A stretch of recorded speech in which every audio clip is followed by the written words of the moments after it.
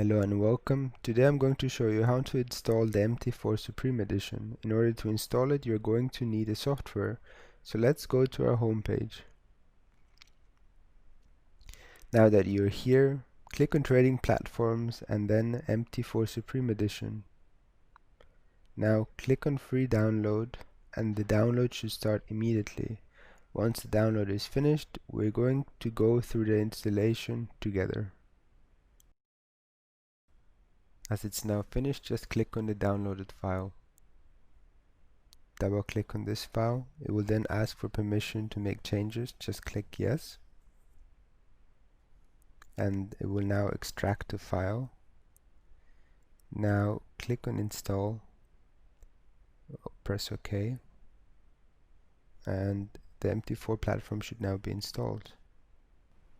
In order to check if the installation has been successful, just open up your MTrading MT4 platform. Now that it's open, just check if you are able to see these expert advisors that are showing over here.